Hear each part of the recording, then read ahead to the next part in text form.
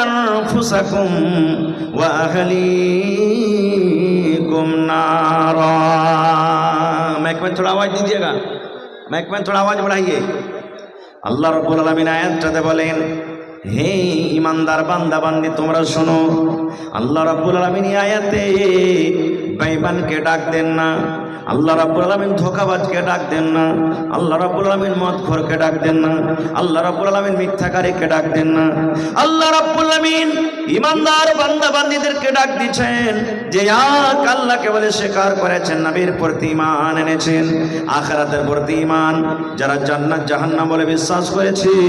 আল্লাহ রাব্বুল আলামিন আপনাদের মতো ঈমানদার বান্দা বান্দীদেরকে ডাক দিচ্ছেন। আল্লাহ ঈমানদার বান্দা বান্দীদের প্রতি কত ময়ে কত দয়ে। ওরে সুবহানাল্লাহ, ঈমানদার বান্দা বান্দী যেন জাহান্নামের ভিতরে না চলে যায়, ঈমানদার বান্দা বান্দীরা যেন জাহান্নামের আগুনে না জ্বলে। এই জন্য আল্লাহ রাব্বুল আলামিন ঈমানদার বান্দা বান্দীদেরকে ডাকতে বললেন কি, হে ঈমানদার বান্দা বান্দী শোনো রে, কু আনফুসাকুম, তুমি নিজে বাঁচো, তুমি নিজে বাঁচো, তোমার নিজের নফসকে বাঁচাও। কু আনফুসাকুম ওয়া আহলিকুম, তুমি নিজে বাঁচো এবং তোমার পরিবারকে বাঁচাও, তোমার বেটাকে বাঁচাও, তোমার বেটিকে বাঁচাও, তোমার মাকে বাঁচাও, তোমার আব্বাকে বাঁচাও, তোমার ছেলেকে বাঁচাও, তোমার মেয়েকে বাঁচাও, তোমার ভাইকে বাঁচাও, তোমার পরিবারকে বাঁচাও। কি থেকে বাঁচাও?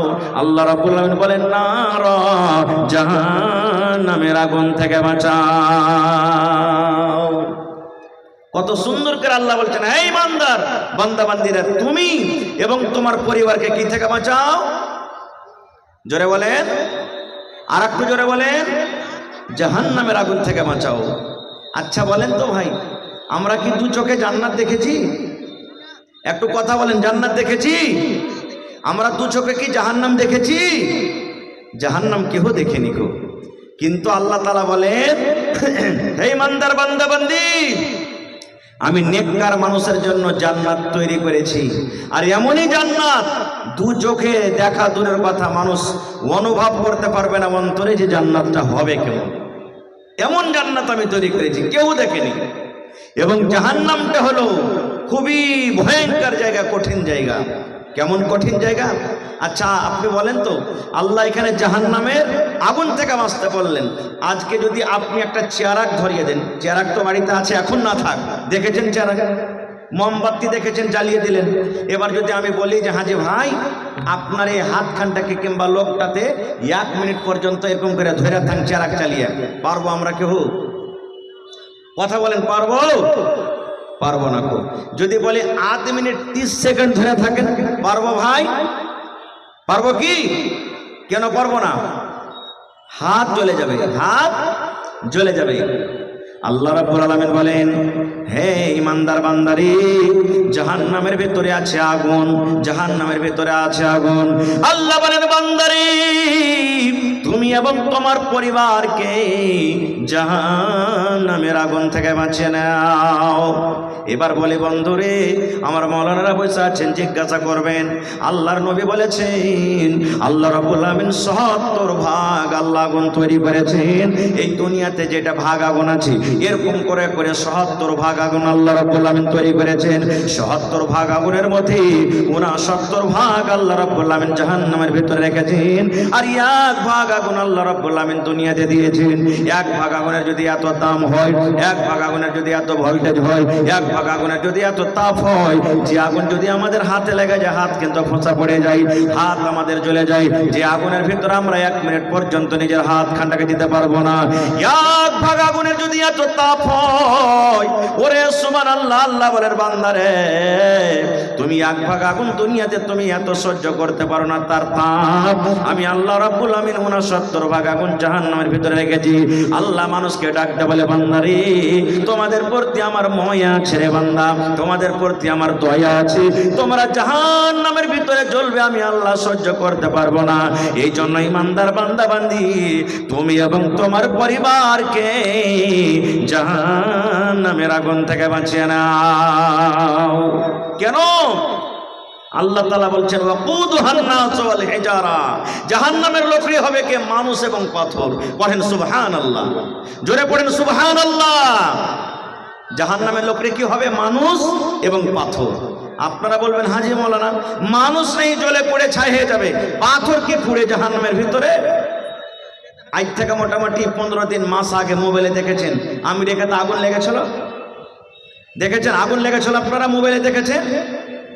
ওরে সুবহানাল্লাহ, নিজ চোখে চোখে দেখেছেন 5 তলা 15 তলা 50 তলা 20 তলা করে বড় বড় বিল্ডিং ধসে গেল, জ্বলে গেল, পুড়ে ছাই হয়ে গেল। আমরা যখন আয়াতটা পড়ি তখন মনে মনে ভাবতাম, আল্লাহ রে, পাথর কেমন করে পড়বে, আল্লাহ ইট কেমন করে পড়বে, পাথর করে করে পড়বে। ওরে সুবহানাল্লাহ, আজকে 15 দিন 20 দিন আগে আমেরিকাতে আগুন লাগাতে দেখে নিলাম। দুনিয়ার এক ভাগ আগুনে যদি দুনিয়ার পাথরকে যদি পুড়িয়ে ছাই করতে পারে, তাহলে যে আগুন জাহান্নামের ভিতরে 69 ভাগ রয়েছে, বলেন সেই আগুনের তাপ আরো কত হইতে পারে? পারে কি পারে না? সুবহানাল্লাহ। সেই আগুন থেকে আল্লাহ তাবারক ওয়া তাআলা বাঁচতে বলছেন। দুটা এখানে পয়েন্ট আছে। আল্লাহ প্রথমে নিজেরা বাঁচতে বলছেন, তারপরে নিজের ছেলে মেয়েকে বাঁচতে বলছেন। ছেলে মেয়েকে কেমন করে বাঁচাবো আমরা, নিজে কেমন করে বাঁচবো, আমি 2-4টা পয়েন্টের কথা বলবো। ভাই আমার, দুনিয়াতে আল্লাহ রাব্বুল আলামিন এমনই মহিলা দান করেছেন, নেককার দিনদার, সে মহিলা আল্লাহর জান্নাতে যাবে, কিন্তু তার স্বামী, তার হাজবেন্ড, তার পেতে পাতি আল্লাহর জাহান্নামে যাবে। এরকম আছে না নাই? আপনারা জানেন দুনিয়াতে সব থেকে জালিম জাবের বাদশাহ ফেরাউন, নাম শুনেছেন? ফেরাউন সব থেকে বড় বাদশাহ, গোটা পৃথিবীতে তার সমান জালিম বাদশাহ আল্লাহ রাব্বুল আলামিন কিয়ামত পর্যন্ত আর দিবেন না। এত জালিম বাদশাহ ছিল, যেই বাদশাহ নিজে আল্লাহ দাবি করেছিল, আমি হলাম রব, আমি হলাম আল্লাহ, আমি হলাম রব, তোমরা আমার পূজা করো। এই মুসলমান, এবারে ফেরাউনের স্ত্রী আসিয়া এবারে ফেরাউনকে বলল, ফেরাউন, তোমাকে আমি আল্লাহ মানবো না, তোমাকে আমি রব মানবো না, তোমাকে আমি আল্লাহ মানবো না। এই মুসলমান, এবারে ফেরাউন বলতে লাগলো, আসিয়া রে, আমি হলাম স্বামী তোমার, আর তুমি হলে আমার বিবি, কেন তুমি আমার কথা মানবে না? গোটা দুনিয়ার মানুষ আমাকে রব মানে, গোটা দুনিয়ার মানুষ আমাকে আল্লাহ মানে, তুমি কেন আমাকে আল্লাহ মানবে না? এইবারে আসিয়া কে বলেছিলেন, এই ফেরাউন, গোটা পৃথিবীর মানুষ তোমাকে আল্লাহ মানতে পারে, রব মানতে পারে, কিন্তু আমি তোমার বিবি, স্বামী হিসাবে তোমার আমি খেদমত করব, স্বামী হিসাবে তোমার আমি কথা মানব, স্বামী হিসাবে যেটা হক সেটা আমি আদায় করব। কিন্তু যখন তুমি ওয়াহদানিয়াতের পরে যাবে, যখন তুমি আল্লাহর দিকে যাবে, ইবাদতে বান্দেগীর দিকে যাবে, তখন কিন্তু আমি তোমাকে আল্লাহ বলে, রব বলে তোমাকে স্বীকার করব না। এই জন্য আল্লাহর নবী বলেছেন, রে দুনিয়ার মানুষ, ফেরাউন সারা জীবন জাহান্নামের ভিতরে যাবে, এবং তার ভালোবাসা স্ত্রী আসিয়া আল্লাহর জান্নাতের ভিতরে চলে যাবে। তাইলে বুঝা গেল পূজা হবে কার? কার পূজা হবে? একমাত্র আল্লাহর পূজা হবে, আল্লাহর বান্দেগী হবে। এবং দুনিয়াতে আল্লাহ রাব্বুল আলামিন একজন আরো নবী দিয়েছিলেন, যার নাম হলো নূহ আলাইহিস সালাম। নূহ নবী হলেন আল্লাহর একজন নবী, যে 900 থেকে 1000 বছর পর্যন্ত দুনিয়াতে বেঁচেছেন। নূহ নবী জান্নাতের ভিতরে যাবে, এবং নূহ নবীর সন্তান জাহান্নামের ভিতরে চলে যাবে। মেলায় মানুষ কহে না, হবে মূলবীরকে বেটাতে এত খারাপ কেনে? কথাতে কথাতে বলে মূলবীরকে বেটারা ভুল করে দেয়। তো মূলবীরকে বেটাটা মানুষ লেজি ভাই, ও তো ভুল করতে পারে। মানুষেরা বলে মূলবীরকে বেটা। নূহ নবী জান্নাতে যাবে, নূহ নবীর বেটা জাহান্নামে যাবে। এর প্রমাণ, নূহ নবীর কয়েকটা বেটা ছিলেন, আমি ঘটনার দিকে যাব না। নূহ নবীর কথা ভাই কেউ মানে না, যত ডাকছে অত পালাইছে, যত ডাকছে অত পালাইছে। আর আল্লাহর কোরআন বলছেন, লাইলা ওয়া নাহারা, দিন রাত তাবলীগ করেছেন, ওয়াজ করেছেন, কিন্তু ওর কথা কেউ মানে না। নূহ নবী ওয়াজ করে আসতেন, ওয়াজ করে যেমনই বাড়িতে চলে গেলেন, ওর স্ত্রী অন্য দিক থেকে এসে তখন মজলিসে এসে বলতে, এ ভাই, এ গ্রামের লোকেরা শুনে রে ভাই, আমি আর বাড়িতে খাচ্ছি পিনছি, আমি ওর স্ত্রী, আমার থেকে তোরা ভালো জানিস না ভাইরে, আর মাথাটা পাগলা হয়ে গেছে, খারাপ হয়ে গেছে, খবরদার তোরা নূহর কথা কেউ মানিস না। যদি নিজের পুরুষের খেলাফে এরকম কেউ আওয়াজ করে, ওর কথাটা কেউ মানবে কি ভাই? জীবনে কেউ মানবে না। এই জন্য কেউ আসতো না দিনের উপরে। একদিনকার ঘটনা, ওর কমেরা বলতে লাগলো, এই নূহ, তুমি যদি সত্য আল্লাহর নবী হও, লিয়ে শুধু তুমি কোন আযাব আমাদের করতে নিয়ে আসবে? তুমি খালি বলছো যে আমাকে নামানো তো আল্লাহর আযাব আসবে, আল্লাহর আযাব আসবে, আল্লাহর আযাব আসবে, লিয়ে এসো কোন আযাব তুমি লিয়ে আসবে। নূহ নবী আল্লাহর দরবারে দোয়া করলেন, হে রব্বুল আলামিন, আমার কথা মানে না, আমার কথা শোনেন, আল্লাহ তোমার আযাবের ইন্তজার করছি, আল্লাহ এমন আযাব দাও তারা যেন ধ্বংস হয়ে যায়, বরবাদ হয়ে যায়, হালাক হয়ে যায়। আল্লাহ রাব্বুল আলামিন নূহ নবীকে বললেন, নূহ তুমি এখানটা নৌকা তৈরি করো, কাষ্টি লাউ তৈরি করো, আর যে কটা তোমাকে মানি, যে কটা ইমানদার, যে কটা তোমাকে মানে, তোমার প্রতি ঈমান এনেছে, ওই লোকগুলাকে তোমার এই নৌকাতে কাষ্টিতে তুমি সওয়ার করে নাও। আর যেই তোমাকে মানে না তারা তোমার নৌকাতে আসবে না, কাষ্টিতে তোমাকে সওয়ার করতে হবে না। এইবারে বন্ধুরে নৌকা রেডি হয়ে গেল। নৌকা যখন তৈরি হয় তখন কিন্তু নূহ নবীকে তার কমের আগায়, এই নূহ তুমি কোনটা নৌকা চালাইবে রে? তুমি কি তোমার গলিতে নৌকা চালাইবে? তুমি কি রাস্তাতে নৌকা চালাইবে? তুমি কি কানটাতে নৌকা চালাইবে? যে তুমি তোমার আইনাতে চালাইবে? কেন পানি নাই, কোথা পানি নাই, কোন জায়গাতে তুমি নৌকা চালাইবে? বন্ধুরে আমার শর্ট কথা, নৌকা তৈরি হয়ে গেল। আল্লাহ রাব্বুল আলামিনের যেটা ওয়াদা যাও আসতে শুরু হয়ে গেল, পানি বাড়তে শুরু হয়ে গেল, পানি বাড়তে বাড়তে বাড়তে বাড়তে বাড়তে বাড়তে এত উঁচা হয়ে গেল পানি। এবার নূহ নবী বেটাকে বলছেন, একজন বেটা সে কিন্তু নূহ নবীর কথা মানে না, আব্বা তোমার কথা মানবো না, আব্বা তোমার কথা শুনবো না। নূহ নবী বেটাকে বলছেন, বেটারে আইসো, তুমি আমার নৌকাতে সওয়ার হয়ে যাও, তুমি আমার নৌকাতে চড়ে নাও, কারণ আজকে আল্লাহর আযাব থেকে কেউ বাঁচতে পারবে না রে ধন, আজকে আল্লাহর আযাব থেকে কেউ বাঁচতে পারবে না, এই জন্য তুমি এসে আমার নৌকাতে সওয়ার হয়ে যাও। এবার নূহ নবীর বেটা কি বলেছিলেন জানেন? আব্বা গো, তোমার কথা আমি মানবো না, তোমার কথা আমি শুনবো না। কেন মানবো না? তোমার আল্লাহ আমাকে ডুবাইতে পারবে না, তোমার আল্লাহ আমাকে পানিতে ভাসাতে পারবে না, তোমার আল্লাহ আমাকে পানিতে ডুবাইতে পারবে না। যেমন কথাটা বললাম, নূহ নবী বললেন, বেটারে আজকে আল্লাহর আযাব থেকে বাঁচতে পারবি না রে ধন, আজকে আল্লাহর আযাব পানি থেকে বাঁচতে পারবি না, আয় তাড়াতাড়ি করে আমার নৌকাতে আয়। যেমন কথাটা বলা, নূহ নবীর কথা শুনে বেটা বলছেন, আব্বাজি ওই যে পাহাড় দেখছো, ওই উঁচা পাহাড়টা দেখছো, ওই পাহাড়ের ওপরে আমি চলে যাব, আর পাহাড়ের পরে যাওয়ার পর আমি নিজের জানটাকে বাঁচিয়ে নিব। তোমার আল্লাহর ক্ষমতা নয় এত বড় পাহাড়কে পানি দিয়ে ডুবিয়ে দিবে। এই মুসলমান, যেমন এই কথাটা বললাম, মুখের কথা মুখে আছে, এমন জোরে কোন দিক থেকে একটা ঢেউ চলে এলো, এমন জোরে একটা এমন জোর করে ঢেউ এলো, সঙ্গে সঙ্গে সঙ্গে এত বড় উঁচা পাহাড় ডুবে গেল, এবং নূহ নবীর বেটা কোন দেশ থেকে কোন দেশে ভেসে চলে গেল। এই দেখেন, তাহলে বেটা জাহান্নামে আর আব্বা যাবেন জান্নাতে। দুনিয়াতে এরকম নবী দুনিয়া থেকে গুজরেছেন, সুবহানাল্লাহ, যে বেটা যাবে জান্নাতে আর বাপ যাবে জাহান্নামে। কে জানেন? হযরত ইব্রাহিম আলাইহিস সালাম। হযরত ইব্রাহিম আলাইহিস সালাম, ইব্রাহিম হলেন একজন নবী, আর তার আব্বা আজার নিজের হাতে মূর্তি বুতকে তৈরি করত আর বাজারে বিক্রি করত। নূহ নবী, ইব্রাহিম নবী বাপকে কত দাওয়াত দিয়েছেন, তাবলীগ করেছেন, কিন্তু তার আব্বা কথা মানেনি। আল্লাহ রাসূল বলেছেন, ইব্রাহিম নবী জান্নাতের ভিতরে যাবে, আর তার আব্বা জান যাবে কোথায়? জাহান্নামের ভিতরে চলে যাবে। ভাই আমার, আল্লাহ তাবারক ওয়া তাআলা এই জায়গাতে বলছেন, হে ইমানদার বান্দা বান্দি শোনো, শুধু তোমাকে বাঁচলে হবে না, তুমি নামাজ পড়ছো, তুমি রোজা রাখছো, তুমি হজ করছো, তুমি যাকাত দিছো, তোমার ছেলেরা মদ পান করছে, তোমার ছেলেরা জুয়া খেলছে, তোমার ছেলেরা বেনমাজি আছে, তোমার ছেলেরা এদিক ওদিক রাস্তাতে ভটকে আছে, তাহলে তুমি বাঁচো আর তোমার পরিবারকে বাঁচাও। এবার কেমন করে বাঁচবো আমরা? কেমন করে বাঁচবো? ছেলে মেয়েকে বাঁচাতে গেলে প্রথমে নিজে বাঁচতে হবে, নিজে বাঁচতে হবে আমাদেরকে। কিন্তু কেমন করে বাঁচবো আমরা ভাই? বাঁচতে গেলে সর্বপ্রথম আমাদেরকে নেক আওলাদ আল্লাহর কাছে চাইতে হবে, নেক সন্তান আমাদেরকে চাইতে হবে।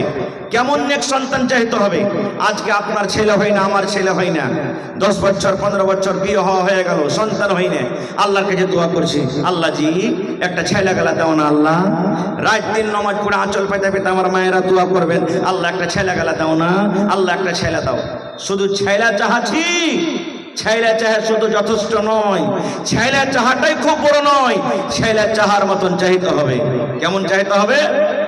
যেমন হযরত ইব্রাহিম আলাইহিস সালাম ৮০-৮৫ বছর বয়স, একটাও কিন্তু এখন পর্যন্ত সন্তান হয়নি। মাথার চুল পেকে গেছে, চোখ কিন্তু ঝাপসা পড়ে গেছে। ওরে আল্লাহ, বয়স ৮০-৮৫ বছর হয়ে গেছে। এরকম বয়সে ইব্রাহিম নবী আল্লাহর দরবারে দোয়া করছেন, রব্বে হাবিলি মিনাস সালিহিন। এই আল্লাহ, আমি তোমার নবী ইব্রাহিম দোয়া করছি, আল্লাহ আমার বয়স ৮০-৮৫ বছর হয়ে গেছে, আল্লাহ এখন পর্যন্ত একটা সন্তান হয়নি। রব্বুল আমিন, তুমি আমাকে একটা সন্তান দাও, তুমি আমাকে একটা ছেলে দাও, তুমি আমাকে একটা সন্তান দাও। কেমন সন্তান দাও আল্লাহ? সেই সন্তান যেন নেককার হয়, সেই সন্তান যেন দিনদার হয়, সেই সন্তান যেন মুত্তাকি হয়, সেই সন্তান যেন পরহেজগার হয়, সেই সন্তান যেন সালেহ হয়, সেই সন্তান যেন আল্লাহ গায়ের চলে না হয়। দোয়া করছেন একজন নবী, আল্লাহ তুমি আমাকে যে সন্তান দিবে সন্তানটা নেক দাও সন্তান। আর আমরা দোয়া করব কি, আল্লাহ সন্তান দাও।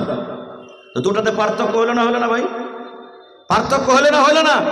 আল্লাহর কাছে যখন সন্তান চাইবেন তো নেক সন্তান চাইতে হবে। নেক সন্তান চাইতে গেলে কি হবে জানেন?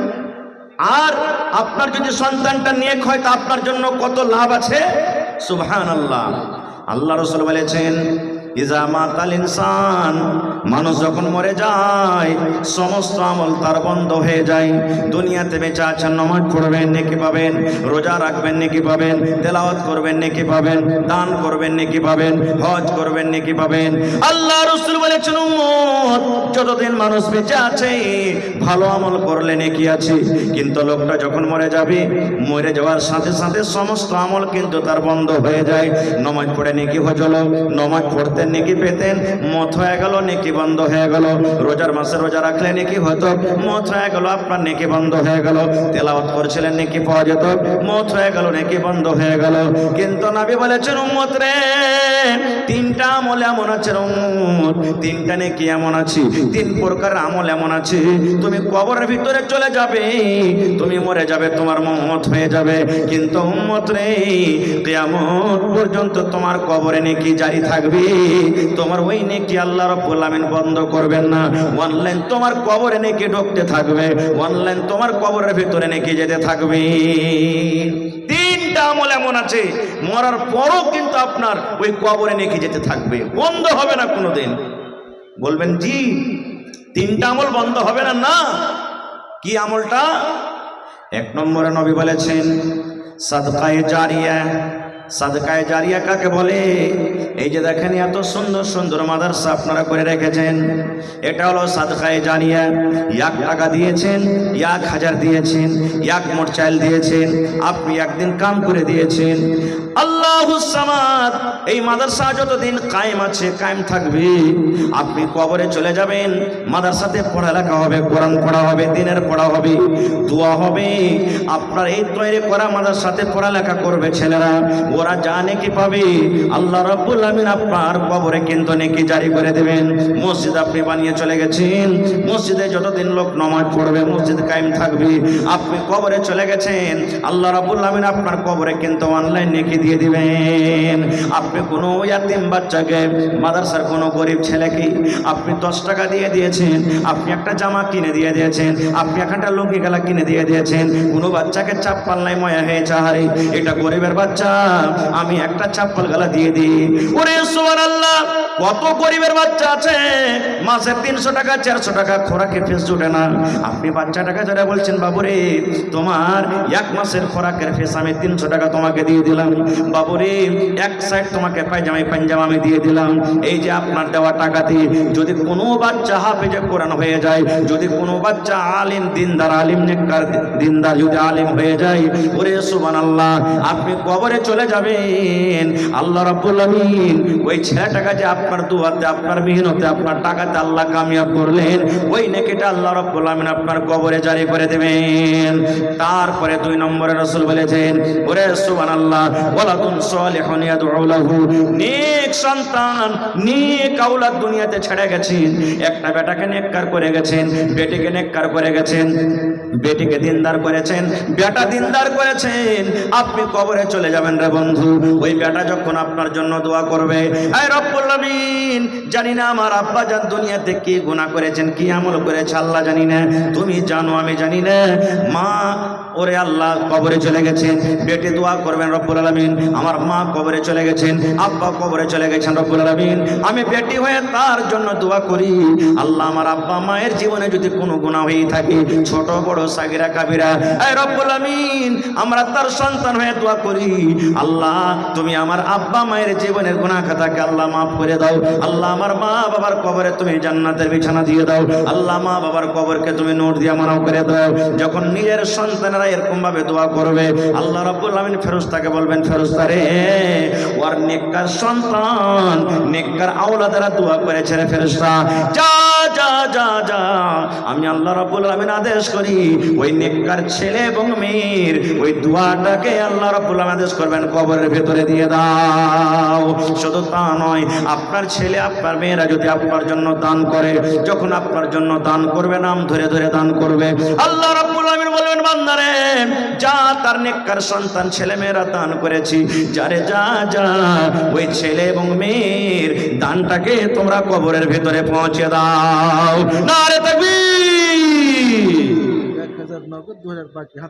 আচ্ছা আচ্ছা ভাই আমার, এই দেখেন নেককার সন্তান থাকলে দোয়া করবে, আর যদি ছেলেটা জুয়ারি হয়, ছেলেটা যদি শরাবি হয়, ছেলেটা যদি বদমাশ হয়, তাহলে তো নিজেই জানবে না নিজের জন্য করতে, তো মা বাবার জন্য কেমন করে করবে ভাই, কেমন করে করবে মা বাবার জন্য? এই জন্য ছেলে যখন চাইতে হবে আল্লাহর কাছে, প্রথমে নেককার ছেলে চাইতে হবে, দিনদার ছেলে চাইতে হবে, আল্লাহর কাছে দোয়া করতে হবে, আল্লাহর কাছে কান্না কান্না দোয়া করতে হবে, আল্লাহ তুমি আমাকে নেককার দিনদার ছেলে দাও। দুনিয়াতে আপনাকে ভালো খাওয়াইতে না পারুক, দুনিয়াতে আপনাকে ভালো পিন্ডাতে না পারুক, দুনিয়াতে গরিবি হালাতে কাটুক, কিন্তু মরার পর তো আপনার আখিরাতটা ভালো হবে, মরার পর তো আপনার আখিরাতটা ধন্য হবে। এই জন্য আল্লাহর কাছে যখনই দোয়া করবেন, নেককার সন্তান আল্লাহ তাবারক ওয়া তাআলার কাছে চাইতে হবে। কিন্তু আফসোস, আজকে আমরা ছেলেটাকে আমরা নেককার বানাইতে পারি না। আমরা কি করছি, যেমনই ছেলেটার বয়স 5 বছর 7 বছর 8 বছর হয়েছে, জানারে বেটা হাল বাইতে, জানারে বেটা ছাগল চড়াইতে, আরে ওয়ার বেটাটা সুরাত খাটতে গেছে, 30,000 টাকা মাস পেয়েছে, আর তুই খালি বাড়তি ভিড়ে বেড়া। এই দেখেন লোকের বেটা কতটি টাকা ইনকাম করছে, এটা আমরা দেখতে যাচ্ছি। আচ্ছা আপনারা বলেন তো, আমাদের এই বিহারের আগেকার মুখ্যমন্ত্রী আপনারা সবাই জানছেন, নীতিশ কুমার, জনাব নীতিশ কুমার আগে লালু যাদব ছিলেন না? জনে বলেন, ছিলেন কি ছিলেন না? তারপরে আস্তে আস্তে তার ছেলে, লালু যাদবের ছেলে, যিনি উপ মুখ্যমন্ত্রী ছিলেন, ওর নাম কি বলেন তো? একটু জোরে বলেন, আরো জোরে বলেন। তেজস্বী যাদব নাকি? লালু যাদবের বেটার নাম সবাই জানি, আমার আপনার বেটার নামও জানে? জানে জি ভাই, লোকের বেটার নাম আমরা জানি, কিন্তু আমার বেটার নাম জানে না কেউ। কেন জানে না জানেন? এই যে তালিম নেই আমাদের ভিতরে, লোককে আমরা আগে করছি, লোককে আমরা বড় করছি, কিন্তু নিজের বেটা গালাকে আমরা বড় করি না, নিজের বেটি গালাকে আমরা আগে বাড়াই না, বেটি গালাকে পড়াই না। বেটি ছেলে পড়ে লেখে কি করবে রে, ই তো লোকের বাড়িতে যায় ঘোটা চলবে, ছাই তুলবে, এরকম করবে ওরকম করবে। কোনো ভাই যদি বানাতে পড়ে, কোনো ভাই যদি স্কুলে পড়ে, পড়িয়া লেখে কত যে নৌকরি লাগিয়ে দেবে। পড়িয়া লেখা নৌকরি করতে হবে এটা জরুরি নয়, কিন্তু ইলিমটা শিখা হলো কি ফরজ। ইলিম শিখতে হবে, ছেলেরাকে ইলিম দিতে হবে। কারণ আল্লাহ তাবারাক ওয়া তাআলা কোরআনে 114 সূরা দিয়েছেন, 114 সূরার মধ্যে যেটা আল্লাহ তাবারাক ওয়া তাআলা সর্বপ্রথম নবীকে দান করেছেন সেটা হলো কি ইকরা, পড়ো। কেন? মক্কাতে যখন নবী এসেছেন নবী হয়ে, তখন জেনা ব্যভিচার হইতো, চুরি হইতো, ডাকাতি হতো, বেটি ছেলেকে জিন্দা জমিনে দফন করতো। কোনো বেটি ছেলে যদি তার স্বামী মারা যেত, ওই বেটি ছেলেটাকে জিন্দা আগুনে জ্বালিয়ে দিত, এবং মদ পান করত। এক খানদান আর এক খানদানে যদি লড়াই চালু হইতো, যুগ যুগ যুগ যুগ ধরে লড়াই চলতো। দুনিয়াতে এমন কোন বুরাই ছিল না যে বুরাই মক্কাতে হইতো না। কিন্তু আল্লাহ তাআলা নবীকে কথা বলেন না, হে নবী প্রথমে জেনার গুনাহটা রুকো, হে নবী প্রথমে চুরি করা গুনাহটা রুকো, হে নবী প্রথমে তুমি মেয়েদেরকে দফন করছো গুনাহটা রুকো, হে নবী প্রথমে নামাজ পড়তে বলো, হে নবী প্রথমে রোজা করতে বলো। এগুলা আল্লাহ আদেশ করলেন না। কেন জানেন? প্রথমে বললেন ইকরা, পড়ো। কেন বললেন? মানুষ পড়বে, জানবে আল্লাহকে, আল্লাহ রসুলকে, তখন অটোমেটিক তার মধ্যে থেকে পাপ চলে যাবে, পাপ চলে যাবে। মানুষ যখন জানবে, পড়বে যে হ্যাঁ আল্লাহ হলেন এক, আল্লাহর পূজা হওয়া চাই, আল্লাহর সাথে অন্য কাউকে শরীক করতে হবে না, আল্লাহর নবী মুহাম্মদ সাল্লাল্লাহু আলাইহি সাল্লাম জান্নাত আছে, জাহান্নাম আছে, তখন মানুষের ভিতর থেকে অটোমেটিক সব পাপ দূর হয়ে যাবে। এই জন্য পড়ার কথাটা বলেছিলেন। আর হায়রে হতভাগা মুসলমান, আজকে আমরা মুসলমান পড়াতে সব থেকে পিছিয়ে আছি, সব থেকে পিছিয়ে আছি ভাই আমার। তাহলে ওয়াজ আপনাদেরকে শোনাবো ইনশাআল্লাহ, আল্লাহ যদি হায়াতে রাখেন। আমার পিছনে আরো যোগ্য যোগ্য আলিম আছেন, আমার ভাই মাওলানা হুমায়ুন কবির আছেন, আর ইন্টারন্যাশনাল খাতিব জার্জিস আলম সাহেব চতুর্বেদী হাফিজুল্লাহ উনিও আছেন। আর কিছুক্ষণ পর আপনারা নিজের হাতের এই যে ফসল দেখতে পাবেন, এই নিজের